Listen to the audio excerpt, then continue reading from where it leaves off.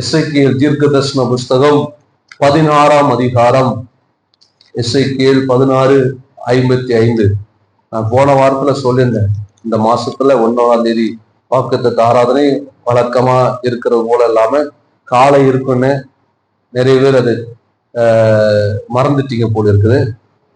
சிலருக்கு மெசேஜ் கூட அனுப்பியிருந்தேன், ஆனாலும் வந்து பங்கு பெற்றீங்க. கர்த்தருடைய ஆசீர்வாதம். எடுக்கலாமா? எசேக்கியேல் 16:55, பக்கம் 977, 977. எல்லாரும் சேர்ந்து நாம் வாசிக்கலாம். உன் சகோதரிகள் ஆகிய சோதோமும் அவள் குமார்த்திகளும் தங்கள் முன்வித சீருக்கு திரும்புவார்கள். சமாரியாவும் அவன் குமார்த்திகளும் தங்கள் முன்வித சீருக்கு திரும்புவார்கள். நீயும் உன் குமாரத்திகளும் முன்பின சீருக்கு திரும்புவீர்கள். அல்லேலூயா, அல்லேலூயா. ஆண்டவர் இந்த மாதத்தில் நமக்கு கொடுத்த வார்த்தை, முந்தின சீருக்கு திரும்புவீர்கள். அல்லேலூயா, முந்தின சீருக்கு திரும்புவீர்கள். அல்லேலூயா. சீரு என்று சொல்லும் பொழுது பல முந்தின அனுபவங்கள். அதுக்காக முந்தி தண்ணி போட்ட அழைப்பு அதுக்கே போறது இல்லை. அல்லேலூயா. நம்ம பாவத்துல அக்கிரமத்துல இருந்த காலத்துல, இல்லைன்னா ஏதாவது தவறான பழக்க வழக்கங்கள் நமக்குள் இருக்கும்போது தேவன் நம்மை ஏதாவது ஒரு சூழ்நிலையில ஒரு பலவீனம், வியாதி மூலமா நம்மளை ஆண்டவர் சந்திக்க கூடும். இல்லைன்னா சில பொருளாதார பிரச்சனைகள், இப்படி பல சில மேன்மையான சில அனுபவங்களை இழந்து அதற்கு பிற்பாடு நாம் ரட்சிப்பின் அனுபவத்தை பெற்றிருக்கோம். ஆகவே ரட்சிக்கப்பட்டதுனாலே நாம் எல்லா காரியங்களையும் இழந்து போயிட்டேன் என்ற ஒரு எண்ணம் நமக்குள்ள வரக்கூடாது. அல்லேலூயா, அல்லேலூயா. நாம ரட்சிப்பதற்கு ஆண்டவர் ஒவ்வொரு வாழ்க்கையிலும் ஒரு சில காரியங்களை ஆண்டவர் அனுமதிக்கிறார். பலவீனத்தை அனுமதிப்பார், வியாதியை அனுமதிப்பார், சில பிரச்சனைகளை அனுமதிச்சிருக்கிறார். ஆகவே நீங்கள் ரட்சிக்கப்படுவதற்கு முன்பாக உங்கள் வாழ்க்கையில சில மேன்மையான அனுபவங்கள் இருந்திருக்கும். சில வேலையை, தொழில, சில வியாபாரங்களை நீங்கள் விட வேண்டிய நிலையில காணப்பட்டிருக்கலாம், இல்லை இழந்து போயிருக்கலாம், உறவுகளை இழந்து போயிருக்கலாம், உங்களுடைய செல்வாக்கை இழந்து போயிருக்கலாம், நீங்க உங்களிடத்துல இருக்கிற பணம் மற்ற ஆஸ்தியை இழந்து போகக்கூடிய சூழ்நிலைகள் வந்திருக்கலாம். இப்படிப்பட்ட காரியங்களை நீங்கள் இழந்திருந்தாலும் ஆண்டவர் அந்த முந்தின சீருக்கு திரும்பியும் உங்களை கொண்டு செல்ல போதுமானவராக இருக்கிறார். எத்தனை விசுவாசிக்கிறீங்க? ஐயோ, நான் எல்லாத்தையும் இழந்துட்டேனே. நான் சொல்றேன், நீங்க கிறிஸ்துவுக்காக எதை இழந்தாலும் வருத்தப்படவே கூடாது. ஏன்னு சொன்னா அந்த சொல்கிற, எனக்காக தன் மனைவியாவது பிள்ளையாவது எதையெல்லாம் விட்டியோ சொல்லுங்க, 100 மறுமையில நீ கிறிஸ்துவுக்காக நீங்க விட ஆயத்தமா இருந்தா என்ன, சில விஷயங்களை இழக்கதான் ஆகும், இழங்க வேண்டிய சூழ்நிலைகள் வரும். ஆனால் நீங்க அதெல்லாம் நஷ்டம்னு கருதவே கூடாது. கிறிஸ்துவுக்காக ரட்சிக்கப்படுவதற்காக சில விட வேண்டியிருக்கும். ஆண்டவர் உங்களை ஊழியத்துல பயன்படுத்துவதற்கு சில காரியங்களை விட வேண்டியிருக்கும். நல்ல வேலை வாய்ப்புகளை, நல்ல வேலைகளை விட்டு, நல்ல தொழிலை விட்டுட்டு வந்திருப்பாங்க. சிலர்லாம் நல்லா படிச்சு டாக்டர்ஸ், இன்ஜினியரா இருந்தவங்கலாம் தங்க வேலையை விட்டுட்டு தான் வந்திருக்கிறார். டிஜிஎஸ் தினகரன், அவர் பேங்க்ல மேனேஜரா இருந்தார், அதை விட்டுட்டு தான் ஊழியத்துக்கு வந்தார். அகஸ்டின் ஜெபக்குமார், ஒரு சிவில் இன்ஜினியர், தன் வேலையை விட்டுட்டு தான் ஊழியத்துக்கு வந்தார். இப்போ நிறைய ஊழியர்கள் பார்த்தீங்கன்னா, நிறைய டாக்டர்ஸ், இந்த கேம்ப்ல ஒர்ஷிப் பண்ண பாஸ்டர் ஆல்ரின், அவர் ஒரு மருத்துவர், அவர் டாக்டர், இப்படி அநேகர் பார்த்தீங்கன்னா. ஆனா அதுக்காக இன்னைக்கு அவங்க எல்லாத்தையும் இழந்து வந்து எல்லாத்தையும் விட்டதுனால ஒண்ணும் இல்லாம இருக்கிறாங்கன்னு சொல்ல முடியாது. டிஜிஎஸ் தினகரன் ஒரு பேங்க்ல மேனேஜரா இருந்தா அவர் என்ன மேன்மை இருந்திருக்குமோ அதை விட பல 1000 மடங்கு தான் இன்னைக்கு அவருடைய பிள்ளைகள் மேன்மையா இருக்கிறாங்க. நம்ம எல்லாம் கண்கூடா பாக்குறோம். அல்லேலூயா, அதே போலதான் அகஸ்டின் சிவகுமார் எல்லாம் தன்னுடைய அவர் படித்த படிப்பெல்லாம் விட்டுட்டு ஊழியத்துக்கு வந்தா எல்லாத்தையும் இழந்து போயிட்டாரு சொல்ல முடியாது. இன்னைக்கு அந்த வட மாநிலத்துல அவர் எவ்வளவோ மேன்மையா தான் வச்சிருக்கிறாரு ஆண்டவர். ஆண்டவருக்காக நாம் இழக்கிறதுனால நான் இழந்துட்டேன், நாம் அந்த எண்ணம் இருந்தால் நாம் திரும்ப பெற்றுக்கொள்ள முடியாது. அது நமக்குள்ள கசப்பையும் முறுமுறுப்பை தான் கொண்டு வரும். ஐயோ இழந்துட்டேன், அதை இழந்துட்டேன், பணத்தை இழந்துட்டேன். ஏன்னா நான் அநேக நேரங்கள்ல நான் அப்படி சில விஷயங்களை இழக்க நேரிடும் பொழுது வேதனையா தான் இருக்கிறேன். பணத்தை இழந்திருக்கிறேன். சில வேலை விடும்போது அங்கே சில எனக்கு வர வேண்டிய பணத்துல நான் விட்டுட்டு தான் வந்தேன். நம்ம திரும்ப திரும்ப சொல்லுவாங்க, நீ போ கேளு. ஏன்னா அதை திரும்ப போய் கேட்டு அதை வாங்க அளவு அது எனக்கு மனசு இல்லை. ஏன்னு சொன்னா சில ஆண்டவர் அதை விட சொன்னார். அப்படியே எல்லாத்தையும் அப்படியே வேலைக்கு முழு நேரம் ஊழியத்துக்கு வரும்போது என்னுடைய பிசினஸ் தொழில் பண்ணதெல்லாம் விட்டுட்டு தான் வந்தேன். அவ்வளவு பணத்தை போட்டு எல்லாத்தையும் பொருளை வாங்கி அப்படி விட்டுட்டு தான் வந்தேன். அல்லேலூயா.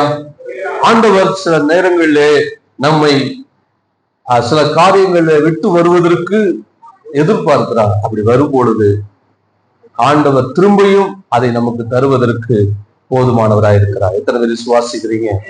அல்லேலூயா. முந்தின சீருக்கு திரும்புவீர்கள். முந்தின சீர் என்று சொல்லுவோம், முந்தின இஸ்ரவேல் ஜனங்கள் வாழ்க்கையில இருந்த முந்தின உடன்படிக்கை, முந்தின பாதுகாப்பு, முந்தின பராமரிப்பு, முந்தின ஆசீர்வாதங்கள், முந்தின தேவ பிரசன்னம், இவையெல்லாவற்றையும் அவர்கள் பாவம் செய்ததனால் இழந்து போயிருந்தார்கள். நீங்க இஸ்ரவேல் ஜனங்களுடைய யூத ஜனங்களுடைய வாழ்க்கையை நீங்கள் வாசித்து பார்ப்பீங்கன்னா அவர்கள் எதையெல்லாம் இழந்திருக்கிறாங்க. நான் கொஞ்சம் அப்படி மேலோட்டமா நான் அதை தியானித்து பார்க்கும்போது எதெல்லாம் இழந்து போயிருப்பார்கள் அப்படி பார்க்கும்போது அவர்கள் உடன்படிக்கை இழந்து போயிட்டாங்க. அவர்கள் தேவனுடைய பாதுகாப்பை இழந்து போயிட்டு இருந்தாங்க. தேவனுடைய பராமரிப்பு, அவர்கள் ஆண்டவர் அவர்களை அந்த கானான் தேசத்துல எப்படி பராமரித்தார்? கானான் தேசமாவது பாலும் தேனும் ஓடுகிற தேசம். ஆனா அதை விட 40 வருஷம் வனாந்தரத்துல விதைப்பும் கிடையாது, அறுப்பும் கிடையாது. 40 வருஷம் ஆண்டவர் பராமரிச்சாரா இல்லையா? அல்லேலூயா.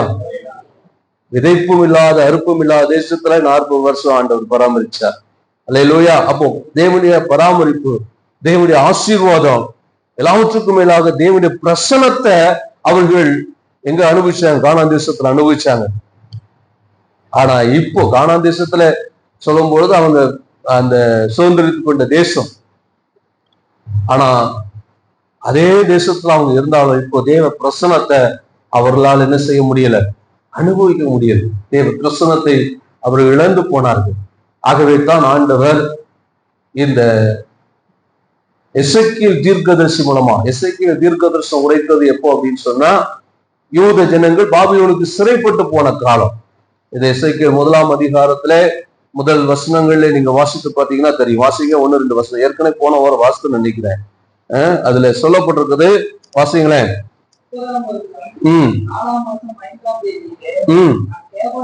கேவா நதியண்டை சிறைப்பட்டவர்கள் நடுவில இருக்கும் போது பாருங்க. அப்போ சிறைப்பட்ட ஜனங்கள் மத்தியில யூத ஜனங்கள் சிறைப்பட்டு பாபிலோன்ல இருக்கும்போது, கல்தே தேசத்துல இருக்கும் பொழுது தேவன் எசேக்கியேலை பயன்படுத்தினார். எரேமியா, ஏசாயா சிறைப்பட்டு போவதற்கு முன்பாக இஸ்ரவேல் யூத ஜனங்கள் மத்தியிலே அவன் தீர்க்க தரிசனம் உரைத்தான். எரேமியா அவர்கள் சிறைப்பட்டு போகக்கூடிய காலத்திலே தீர்க்க தரிசனம் உரைத்தான். எசேக்கியேல் சிறைப்பட்டு போன அந்த கல்தேய தேசத்திலே, பாபிலோன் தேசத்திலே வைத்து தேவன் அவனை பயன்படுத்தினார். சரி, அவன் தீர்க்க தரிசனம் உரைத்தான். ஆகவே தீர்க்க தரிசனம் உரைக்கப்பட்ட அந்த காலம் என்பது அவர்கள் சிறைப்பட்ட காலம், சிறைப்பட்டிருந்த காலம். அந்த சிறைப்பட்டிருந்த காலத்திலே அவர்கள் தேவனுடைய உடன்படிக்கை, தேவனுடைய பாதுகாப்பு, தேவனுடைய பராமரிப்பு, தேவனுடைய ஆசீர்வாதம், தேவ பிரசனம், எல்லாவற்றையும் அவர்கள் அங்கே இழந்து போயிருந்தார்கள். அல்லேலூயா. எல்லாமே அங்கே அவர்களால் பார்க்க முடியல. அந்நிய தேசம், கல்தேய தேசம், விக்கிரக ஆராதனை நிறைந்திருக்கிற ஒரு தேசம். அப்படிப்பட்ட விக்கிரக ஆராதனை நிறைந்திருக்கிற தேசத்துல தானியேல் தேவனை அவன் எப்பொழுதும் போல என்ன செய்தான்? 3 வேளையும் அவன் ஜெபம் பண்ணினான், தேவனை தேடினான்.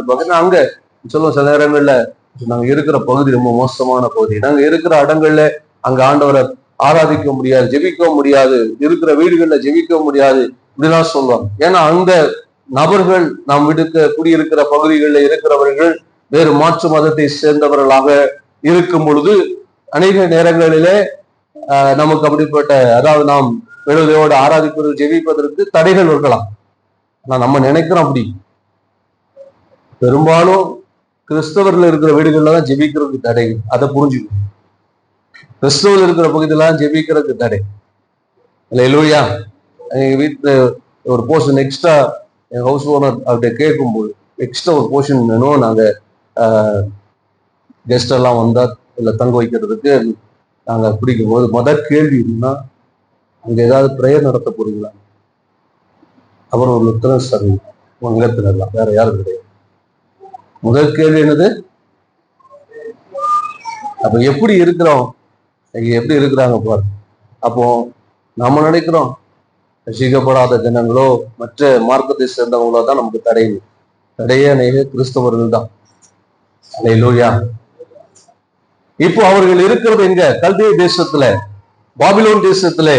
அப்படி என்றால் அவர்கள் இப்பொழுது அங்கு யூதேயாவில் எருசலேமில் இருந்தது போல இங்க இருக்க முடியாது.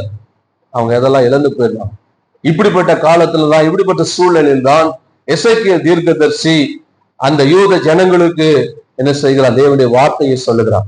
இன்னும் நிறைய காரியங்களை அங்க தேவனிடத்துல திரும்புவதற்கும் தேவன் பழைய ஆசீர்வாதங்களை அவர்களுக்கு கொடுக்க இருக்கிற பல வார்த்தைகளை, பல தீர்க்க தரிசனங்களை இந்த எசேக்கியேல் சொல்லுகிறதை நாம இதற்கு பின்பாக இருக்கிற அதிகாரங்களிலே வாசிக்க முடியும். இந்த இடத்துல தீர்க்கதரிசியான எசேக்கியேல் சொல்லுகிற காரியம், நீங்கள் முந்தின சீருக்கு என்ன செய்வீர்கள்? திரும்புவீர்கள். முந்தின சீருக்கு என்பது எருசலேமுக்கு அவர்கள் திரும்பி போகிறது மட்டுமல்லாம அவர்கள் ஏற்கனவே இழந்து போன தேவனுடைய அந்த உடன்படிக்கைக்குள் திரும்பவும் கர்த்தர் அவர்களை கொண்டு செல்வார். அல்லேலூயா. திரும்ப அந்த முந்தின பாதுகாப்பிற்குள் தேவன் அவர்களை கொண்டு செல்வார். முந்தின அந்த பராமரிப்புக்குள் தேவன் அவர்களை கொண்டு செல்வார். முந்தின அந்த ஆசீர்வாதத்துக்குள் திரும்ப அந்த கர்த்தர் கொண்டு செல்வார். முந்தின அந்த தேவ பிரசனத்துக்குள்ளாக தேவன் அவர்களை கொண்டு செல்வோம் என்று சொல்லி தீர்க்கதரிசனம் உரைக்கிறார். அல்லேலூயா. இன்னைக்கு நம்ம வாழ்க்கையிலோ நீங்கள் ஒருவேளை பல காரியம், சில பிரச்சனைகள், சில காரியங்கள் மூலமா சில நல்ல அனுபவங்களை, நல்ல மேன்மையான பல காரியங்களை உங்க வாழ்க்கையில நீங்கள் இழந்திருந்தாலும் ஆண்டவர் திரும்ப உங்களை தருவதற்கு போதுமானவராக எத்தனை விசுவாசிக்கிறீங்க? அல்லேலூயா, அல்லேலூயா.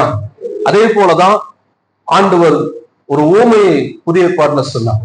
அந்த புதிய ஏற்பாட்டுல சொல்லப்பட்ட பல ஓமையில ஒரு மனிதன் அவன் திரும்பி வந்தது மூலமாக எப்படி அவன் முந்தின சீரை பெற்றுக்கொண்டான், அதே போல இன்றைக்கும் நம்ம வாழ்க்கையிலும் தேவன் தருவதற்கு போதுமானவனாய் இருக்கிறான். எடுத்து வாசிக்கலாம். லூக்கா எழுதின சுவிசேஷம் 15ஆம் அதிகாரம் 12ஆம் வசனம் முதல் வாசிக்கலாம். லூக்கா 15:12.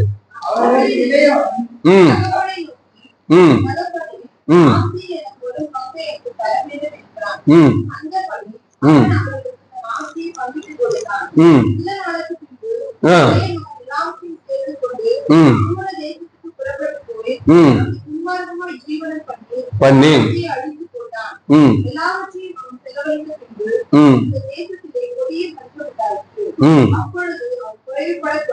தொடங்கி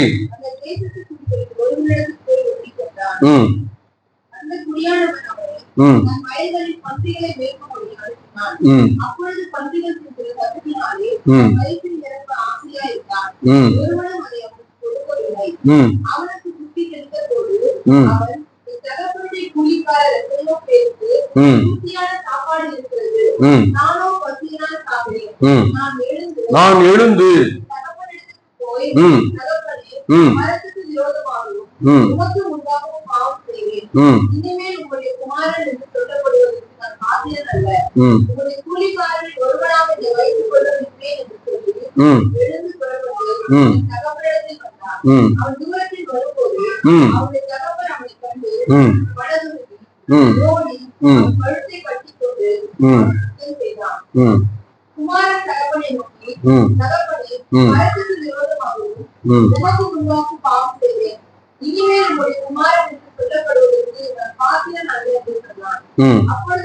அப்பொழுது தகப்பன் உயர்ந்த வஸ்திரத்தை கொண்டு வந்து உடுத்தி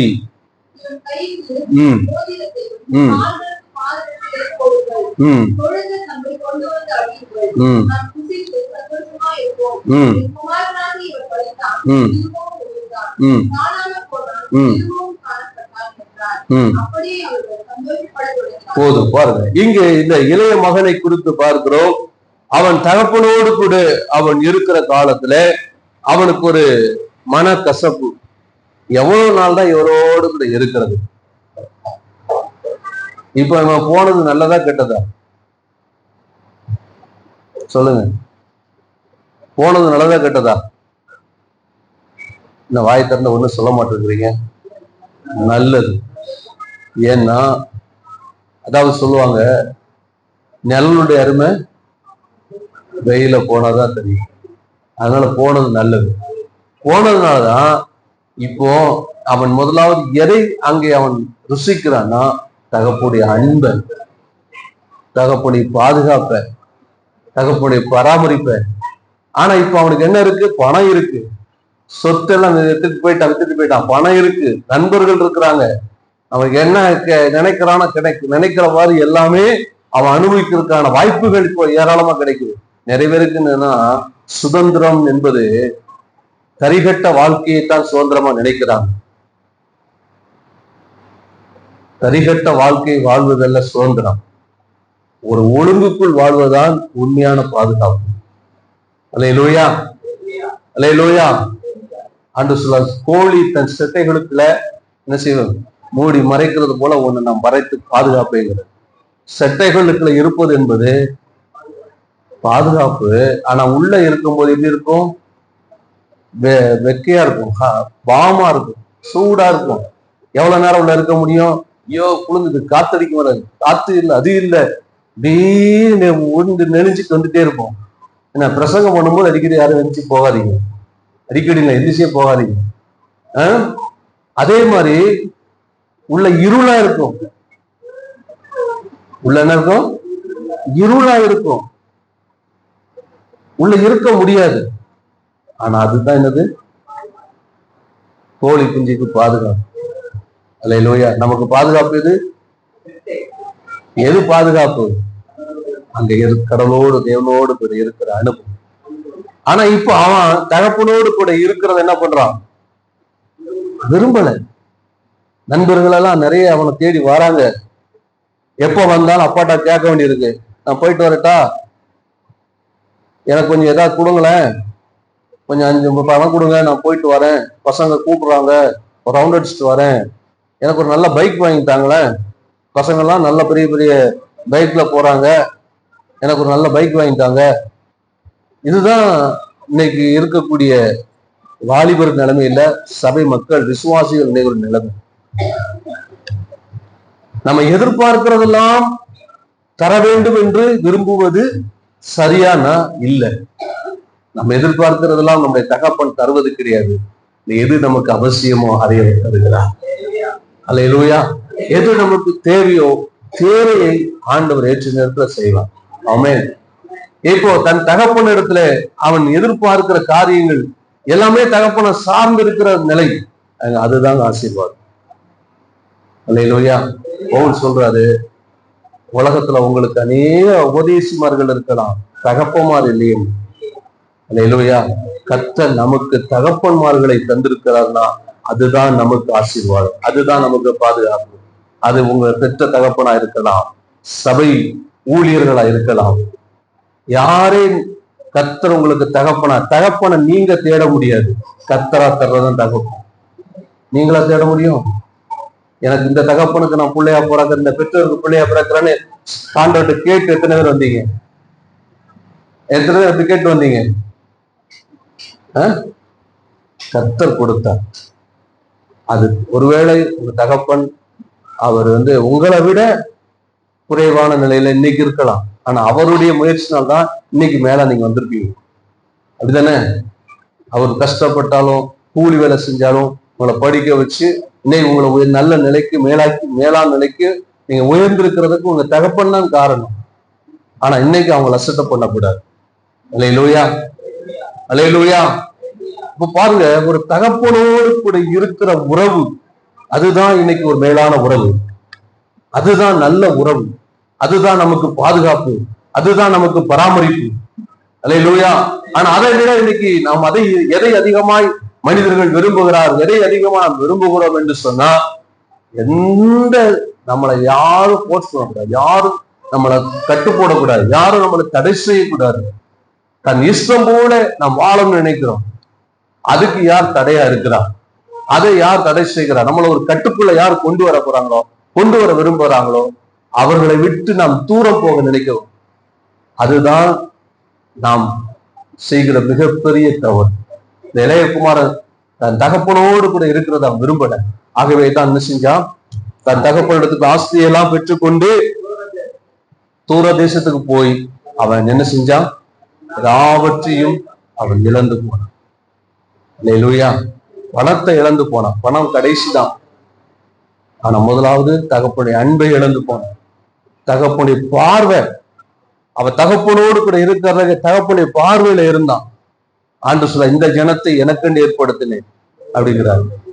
தேவன் இஸ்ரவேல் ஜனங்களை தனக்காக தெரிந்து கொண்டார். நான் அவர்கள் மத்தியிலே உலாவி அவர்கள் தேவனாய் இருப்பேன். அவர் நம்மத்திலே உலாவி விரும்புகிறார். அவருடைய பார்வை எப்பொழுது நம்ம மேல இருக்கணுங்கிறத விரும்புகிறார். ஆனா நாம எப்பொழுது என்ன நினைக்கிறோம்? அவருடைய பார்வையிட்டு தூரம் போக விரும்புகிறோம். அல்லேலூயா. இஸ்ரவேல் ஜனங்கள் மேல தேவனுடைய பார்வை எப்போதும் இருந்தது, இருக்குது. அதைத்தான் ஆண்டவர் விரும்புகிறார். அதே போலதான் தேவன் எப்பொழுதும் நம்மை பார்க்க, நம்முடைய கண் எப்பொழுதும் நம்மளை கண்ணோக்கி பார்க்க, நம்மளை விசாரிக்கிற தேவனாய் இருக்கிறார். அல்லேலூயா. இங்க பாருங்க, இவன் தேவனுடைய அந்த தகப்பனுடைய அந்த பார்வை விட்டு தூரம் போனான், உறவை விட்டு தூரம் போனான், அவருடைய பராமரிப்பை விட்டு, பாதுகாப்பை விட்டு, அவருடைய பிரசனத்தை விட்டு, எல்லாவற்றையும் தூரம் போய் இப்போ அவன் தன்னுடைய ஆஸ்தியெல்லாம் போன போறது. கவனிக்கிறீங்களா? தன் ஆஸ்தியெல்லாம் போன போறது. சில நேரங்கள்ல எதை நம்ம வாழ்க்கையில பெருமையா மேன்மையா நினைக்கிறோமோ அதுதான் ஆண்டவர் கை வைப்பார். ஏன்னா அப்பதான் நீ திரும்பி வருவ. அல்லேலூயா. அவனுக்கு ஆஸ்தி இருக்கு, செல்வா இருக்கு, எல்லாம் இருக்கு. அதனால தான் இஷ்டம் போல வாழ நினைச்சான். இதெல்லாம் அவனை விட்டு போச்சு. இதெல்லாம் அவனை விட்டு போச்சு. போன பிறகுதான் இப்பொழுது அவன் பணத்தை விரும்பல, ஆஸ்தியை விரும்பல. இப்ப முதலாவது தகப்பனை அன்பை அவன் பார்க்க, தகப்பனை பராமரிப்பை பார்க்கிறான். என் தகப்பனை வீட்டுல ஒரு வேலைக்காரனுக்கு கூட பூர்த்தியான சாப்பாடு இருக்கு. ஆனா எனக்கு இந்த பன்றி சாப்பிடுற தவிடு கூட கிடைக்கலையே. பன்றி தவிர சாப்பிடுகிற தவிடு கூட கிடைக்கலையே. இப்பொழுது அவன் எதிர்பார்க்கிறது தகப்பனுடைய பராமரிப்பு. எங்க அப்பா வீட்டுல எங்க அப்பா கூட இருந்தா எனக்கு என்ன கிடைக்கும்? நல்ல பாருங்க, 17ஆம் வசனத்தை வாசிங்க.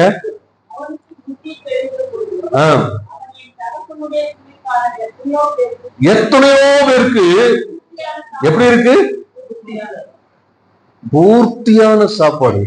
இதுதாங்க தேவனுடைய தகப்பனுடைய சமூகத்துல அவரோடு கூட இருக்கும்போது நமக்கு கிடைக்கிற அனுபவம். பூர்த்தியான ஒரு நிறைவான அனுபவத்தை தேவன் நமக்கு தருகிறார். அல்லேலூயா. பாருங்க, இப்ப சொல்லுகிறான் பூர்த்தியான சாப்பாடு. எனக்கு நானும் என்ன செய்கிறேன்? பசியினால் சாகுறேன். பசியினால் சாகுற ஒரு அப்படிப்பட்ட நிலை. அல்லேலூயா. ஆகவே இப்பொழுது அவன் தன் தகப்பனத்துல எல்லாத்தையும் இழந்து போயிட்டான். ஆனா இப்பொழுது அவன் என்ன செய்கிறான்? திரும்பி புத்தி தெளிந்து திரும்பி நான் தகப்பனத்துல போவேன், அவருடைய பிள்ளையா இல்ல, ஒரு வேலைக்காரனா நான் அவரோட என்ன செய்வேன்? திரும்பி அவர்கிட்ட சேருவேன் அப்படின்னு சொன்ன பொழுது அவன் தகப்பனத்துல வர்றான். தகப்பன் தூரத்துல பார்த்து ஓடி போய் அவனை கட்டி புடிச்சு அவனுக்கு முத்தம் செய்து எப்படி வாரான்? அழுக்கடைஞ்சி கந்தல் துணியோடு. அப்படி வந்தா என்ன சொல்லுவோம் நம்ம? பிச்சைக்கார பையன், தூரத்துல நில்லு, என் மானத்தை கெடுத்துற, அப்படிதானே சொல்ல வேண்டியிருக்கும். எல்லாத்தையும் கொண்டு போய் வித்துட்டு வந்தவன், என் ஆஸ்தியெல்லாம் என் பணத்தை எல்லாம் கெடுத்து போட்டவன். ஆனா தகப்பன் பாருங்க, அவனை மறுபடியும் போய் என்ன செய்தான்? கட்டி பிடிச்சு முத்தம் செய்து, இப்போ தகப்பனுடைய அன்பும் அரவணைப்பும் பாதுகாப்பும் அவனுக்கு உண்டாகிறது. அல்லேலூயா, அல்லேலூயா. நாம் பாவம் செய்து தேவ மகிமை அற்றவர்களாகி என்று பவுல் சொல்லுகிறார். தேவ மகிமை அற்றவர்களாகி தேவனுடைய அன்பையும் பாதுகாப்பையும் பராமரிப்பையும் இழந்து இருந்தோம். நாம் ரட்சிக்கப்பட்ட பொழுது தேவன் அதையெல்லாம் நமக்கு திரும்ப தந்திருக்கிறார். எத்தனை விசுவாசிக்கிறீங்க? அல்லேலூயா. நாம் என்னைக்கு நம்முடைய பாவங்கள் எல்லாம் தேவனிடத்தை அறிக்கை செய்து திரும்ப நம்முடைய தகப்பனுடைய அன்பை நாம் ருசிக்கும்படி நாம் ஆண்டவர் உதவி செய்தாரோ, அவருடைய அன்பை பாதுகாப்பையும் பராமரிப்பையும் நாம் உணரும்படி, அதை அனுபவிக்கும்படி தேவன் கிருபை செய்தாரோ, அதே ஆண்டவர் இப்ப பாருங்க, இவன் தகப்பண்ட உங்க ஆஸ்தியெல்லாம் நான் எடுத்து காலி பண்ணிட்டேன், எனக்கு திரும்பி வேணும்னு சொல்லி கேட்கல. ஒரு நல்ல ட்ரெஸ்ஸையாவது வாங்கி தாரியா, ஒரு மோதிரமா தாரியா, நான் பிள்ளைய உன் பக்கத்துல இருந்தா எனக்கு என்ன சொல்லுவாங்க, அதனால ஒரு மோதிரத்தை எனக்கு போடி, ஒரு செயின் மைனர் செயின் வாங்கித்தாயா, ஒரு நல்ல ஷூ வாங்கித்தாயா, ஒரு நல்ல பைக் வாங்கித்தாயான்னு அவன் கேட்கவே இல்லை. அவன் சொன்னான், என்ன ஒரு வேலைக்காரனாவா வச்சுக்க. ஆனா தகப்பன் பாக்குறான், என் மகன் எல்லாவற்றையும் இழந்துட்டான், அவன் முந்திய சீருக்கு என்ன செய்யணும்? அல்லேலூயா. முந்திய சீர் என்பது முதலாவது தேவனுடைய பாதுகாப்பு பராமரிப்பும் அரவணைப்பு தான். இதுக்குள்ள நீங்க வந்துட்டா உங்களுக்கு வர வேண்டிய ஆசீர்வாதங்களை, உங்களுக்கு வர வேண்டிய மேன்மைகளை கர்த்தர் நிச்சயமாய் உங்களுக்கு தர போதுமான. எத்தனை பேர் சுவாசிக்கிறீங்க? அல்லேலூயா. நீங்க கேட்கணும் அவசியம் இல்லை, எனக்கு அதைத்தான் இதைத்தான் ஏன் தரலாம், நான் சர்ச்சைக்கு வர மாட்டேன். சிலருமா எனக்கு சுகத்தை தரலன்னா சர்ச்சைக்கு வர மாட்டேன். மண்டவல் தலைவலியில தலையை வெடிச்சு போனாலும் சபைக்கு வந்து ஜெபம் பண்ணி பாருங்க, தலைவலி சிட்டா பறந்துடும். அல்லேலூயா. செய்து பாருங்க. நான் இது கத்துக்கிட்டது எங்க அம்மாட்ட இருந்து கத்துக்கிட்டேன். ஜுரத்துல படுத்து கிடப்பாங்க, நான் ரசிக்கப்படுவதுக்கு முன்ன சரி இன்னைக்கு சர்ச்சைக்கு போக மாட்டாங்கன்றது, ஒரு அரை மணி நேரத்துக்கு அந்த கிளம்புறதுக்கு, அதுவும் நடந்தே போவாங்க. 6:30 மணி சர்வீஸ்க்கு கிட்டத்தட்ட ஒரு 3-4 கிலோமீட்டருக்கு மேல தூரம் நடந்துதான் போகணும். 4 கிலோமீட்டர் தூரம் நடந்தே தான் போகணும். இங்க இருந்து அவங்க எப்படியாவது ஒரு 6 மணிக்கு கிளம்புனாதான் 6:30க்கு போக முடியும். 5 மணி வரைக்கும் பார்த்தா படுத்து கிடக்குற ஆள் 5:30 டக்குன்னு ரெடியாகி நடந்தே போயிடுவாங்க. அப்ப தனியா போவாங்க. நாங்களா ரசிக்கப்படாது, தனியா தான் போவாங்க. இதெல்லாம் என் வாழ்க்கையில நான் பார்த்தது. அதனாலதான் என் வாழ்க்கையில எத்தனையோ முறை எவ்வளவு பலவீனங்கள் வந்த பொழுதும், ஆண்டவரே நான் செத்தால் உங்களுடைய சமூகத்துல வந்து சாவுறேன். எத்தனையோ கொடூரமான பல வியாதி பலவீனங்கள் வந்து எந்திரிக்கவே முடியாம கிடப்பேன். ஆனால் பரவாயில்ல ஆண்டவரே, எப்படியாவது சமூகத்துல வந்தா சாவுறேன். இன்னைக்கு நான் உயிரோட தான் இருக்கிறேன், சாகல. அல்லேலூயா. ஏன்னா எனக்கு தேவனுடைய அன்பு வேணும், தேவ பாதுகாப்பு வேணும், தேவ பராமரிப்பு வேணும், அவருடைய அரவணைப்பு வேணும். அதை ஏங்கின கர்த்தர் அதை மட்டும் இல்ல, நான் கேட்காததையும் தேவன் எனக்கு செய்தார். அல்லேலூயா. நீங்க சொல்லி பாருங்க, ஆண்டவரே எனக்கு நீங்க தான் வேணும், உங்க பிரசனம் தான் வேணும், உங்க சமூகம் தான் வேணும், உங்க பாதுகாப்பு தான் வேணும், நீங்க தான் வேணும்னு அவளோடு நீங்க தேடி பாருங்க. என்ன ஆனாலும் பரவாயில்ல, என்ன கஷ்டம் வந்தாலும் அவரை விடாதீங்க, சபையை விடாதீங்க, சபை கூட விடாதீங்க. ஆராதனைக்கு வருகிறத ஒரு நாள் எந்த பிரச்சனை வந்து விடாதீங்க. வியாதி வந்து ஹாஸ்பிட்டல்ல கிடக்கிறத காட்டிடும் இங்க வந்து படுத்துக்கிறங்க. கர்த்தர் நிச்சயமா சுகத்தை நீங்க விசுவாசித்தால் தேவனுடைய மகிமையை காண்பீர்கள். அல்லேலூயா. நீ விசுவாசித்தால் தேவனுடைய மகிமையை காண்பார். என்ன ஆண்டவர் சுகமாக்க முடியும், நீ விசுவாசிக்குமா கர்த்தர் சுகத்தை தருவார். அல்லேலூயா. சர்ச்சைக்கு போனா கிடைச்சதா போது வியாதி அப்படின்னா போகாது, அப்படின்னா வியாதி போகாது. அல்லேலூயா. என் ஆண்டவர் எனக்கு சுகத்தை தர வல்லவர், ஆண்டவர் விடுதலை தர வல்லவர், ஆண்டவர் என்னை முந்தின சீருக்கு திரும்பவும் என்னை கொண்டு போவார். எத்தனை விசுவாசிக்கிறீங்க? அல்லேலூயா. அவன் தன் தகப்படத்துல திரும்பி வந்த பொழுது தகப்பன் அவனுக்கு என்ன செய்தாராம்? 22ஆம் வசனத்தை வாசிங்க. நோக்கி பாருங்களேன், இவன் எல்லாவற்றையும் இழந்து வஸ்திரங்கள்லாம் கந்தலுமா கிழிந்த ஆடைகளோடு அழுக்கடைந்த உருவத்தோடு வருகிற அவனுக்கு தகப்பன் சொல்லுவான், உயர்ந்த வஸ்திரத்தை கொண்டு இவனுக்கு கைக்கு மோதிரம், காலுக்கு பாதரட்சியும் கொண்டு வந்து, அடுத்தது என்ன செய்யும், கொளுத்த கண்டவன் பிரியாணி போட்டு. அவன் அங்க இருந்தான், அவனுக்கு பன்றி சாப்பிடக்கூட தவிடு கூட அவனுக்கு கிடைக்கல. அது ஆசையா இருந்தானா. ஆனா இப்போ தகப்பனுக்கு வந்த பொழுது அவனுக்கு என்ன கிடைக்கி? பிரியாணி, ஆம்பூர் பிரியாணி. அல்லேலூயா, அல்லேலூயா. இதுதாங்க தகப்பனுடைய அன்பு, தகப்பனுடைய அரவணைப்பினாலே நமக்கு கிடைக்கிற மேன்மை. இதை தாண்டு சொல்லுகிறார், உனக்கு நான் திரும்ப தருவேன், முந்தின சீருக்கு நீங்கள் திரும்புவீர்கள். அல்லேலூயா. ரட்சிக்கப்படுகிறதுக்காக தேவன் சில நேரங்கள்ல சில காரியங்களை நம்முடைய வாழ்க்கை அனுமதிக்கும். சில காரியங்களை நாம் மாறணும், மனம் திரும்பணும் ஆண்டவர் எதிர்பார்க்கிறார். மாறதுக்காகத்தான் சில நம்ம மேல ஆண்டவர் நம்ம வாழ்க்கையில சில போராட்டங்கள், சில காரியங்களை விலகணும் அனுமதிக்கிறார். இதெல்லாம் எதுக்காக? இதெல்லாம் நம்மளை கஷ்டப்படுத்துறதுக்கு, வேதனைப்படுத்துறதுக்கு இல்ல, அவரிடத்துல திரும்பணும். முதலாவது அவரிடத்துல திரும்பணும். எரேமியா 4ஆம் அதிகாரம் 1 வசனத்தை வாசிங்க. எரேமியா 4:1. நீ திரும்புகிறதுக்கு மனதாய் இருந்தால் எங்கேயும் திரும்பாது, ஆண்டவர்கிட்ட திரும்ப, வேற எங்கேயும் திரும்பாது. ஆண்டவர் சொல்றாரு, திரும்புறதுக்கு மனதா இருந்தால் ஏன்ட்ட திரும்பி வா, தகப்பனத்துல திரும்பி வா, நீ அங்கங்க ஓடாத. திரும்புறதுக்கு நீ மனதாய் இருந்தால், உனக்கு திரும்பணுங்கிற எண்ணம் இருந்தா, இந்த பாவத்திலிருந்து திரும்பணும், நான் செய்கிற காரியங்கள் எல்லாம் தவறுதான், நான் செய்கிற காரியங்கள் எல்லாம் அருவருப்பானதுகள், நாம் செய்கிற காரியங்கள் எல்லாம், நான் செய்கிற முட்டாள்தனமா காரியங்களை செஞ்சிட்டு இருக்கிறேன், இதை நான் இனி செய்ய மாட்டேன், இனி நான் திரும்ப விரும்புகிறேன் நான் சொல்வாரு, ஏண்ட திரும்பி வா. அல்லேலூயா.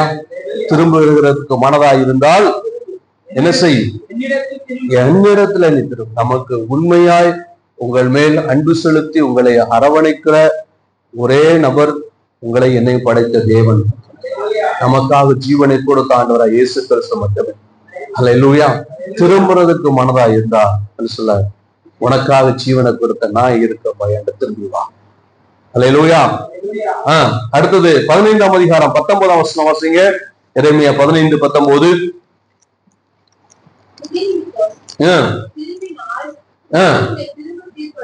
பாருங்க, ஆண்டு சொல்ல, நீ திரும்பினா நான் உன்னை சீர்படுத்துவேன். அல்லேலூயா. உன்னை சீர்படுத்தணும்னா நீ ஏன்ட்ட திரும்பு. நீ திரும்பினா நான் உன்னை என்ன பண்ணுவேன்? சீர்படுத்துவேன். அல்லேலூயா.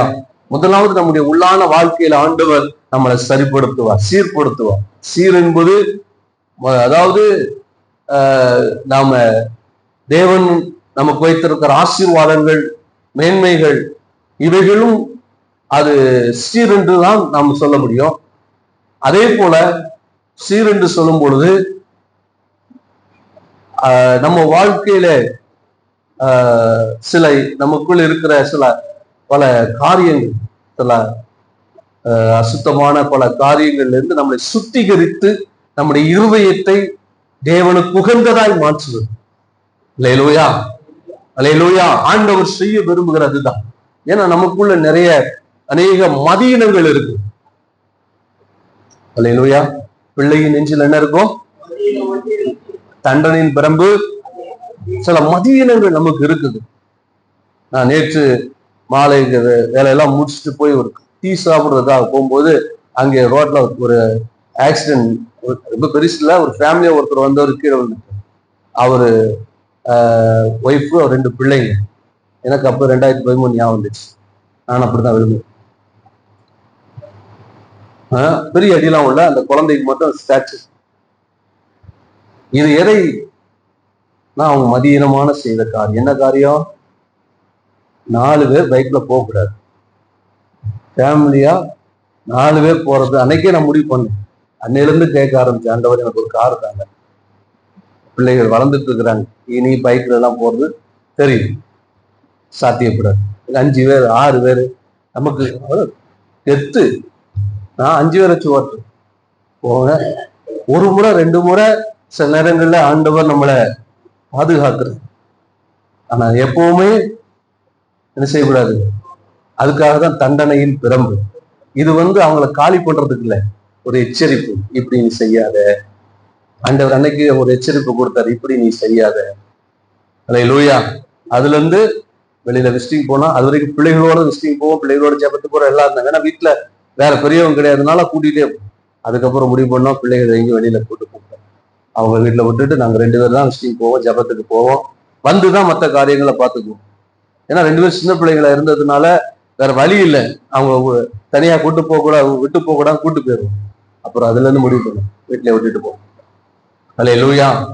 பாருங்க, இது மாதிரி சில காரியங்கள் ஆண்டவர் நம்முடைய வாழ்க்கையில ஏன் அனுமதிக்கிறார்னா, நம்ம மதியின நெஞ்சில ஒட்டி இருக்கிற மதியினத்தை அகற்று.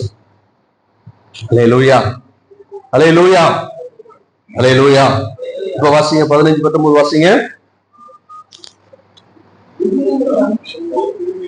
நீ திரும்பினால் பாருங்க, சீர்படுத்துவேன். சீர்படுத்துவது என்பது உங்களுக்குள் நீ ஆண்டவரோடு திரும்பி வரும்போது உங்களுக்குள் இருக்கிற கரைகளை அகற்றி உங்களை ஆண்டவர் என்ன செய்வார்? சீர்படுத்துகிறவராய் இருக்கிறார். 14:6 வாசிங்க. 14:6 எரேமியா 14:6. இல்ல 14:6 வாசிங்க.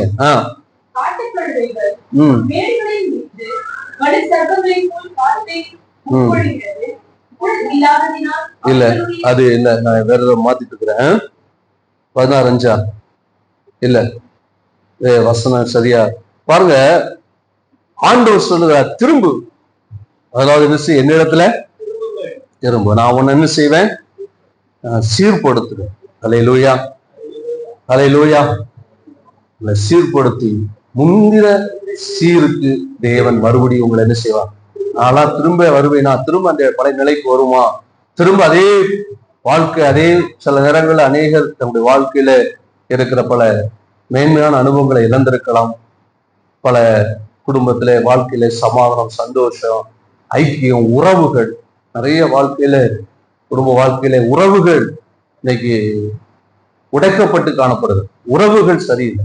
ஒரே குடும்பத்துல இருந்தா கூட கணவன் மனைவி பிள்ளைகளுக்குள்ள உறவுகள் சரியில்லை. குடும்பத்துல பிரிவினைகள், பெற்றோர் பிள்ளைகளுக்குள்ள பிரிவினைகள், ஏதோ ஒரு சூழ்நிலைகள், ஏதோ ஒரு காரியங்கள்ல குடும்பத்துல மனக்கசப்பு, சபைக்குள்ள பிரிவினைகள், மனக்கசப்பு, இதெல்லாம் பிசாசு கொண்டு வரதான் செய்வான். பிரிவினைகளை கொண்டு வருவான். ஏதாவது மனக்கசப்பை ஒருத்தருக்கிறதும் மனக்கசப்பை கொண்டு வருவான். ஏதாவது வரதான் செய்யும். ஆனா இதுல இருந்து நாம் திரும்பும் போது கர்த்தர் நம்மை முந்தின சீருக்கு திரும்பவும் நம்மை கொண்டு வருவதற்கு போதுமானவராக இருக்கிறார். எத்தனை விசுவாசிக்கிற உங்க குடும்பம் மறுபடியும் கட்டம், உங்க வாழ்வு மறுபடியும் சிறப்படும், உங்க வேலையோ, உங்க தொழிலோ, உங்க வியாபாரமோ, தேவன் மறுபடியும் உங்களை அந்த தடத்துல நிறுத்துவதற்கு போதுமானவராக இருக்கிறார். எத்தனை பேர் விசுவாசிக்கிறீங்க? அல்லேலூயா.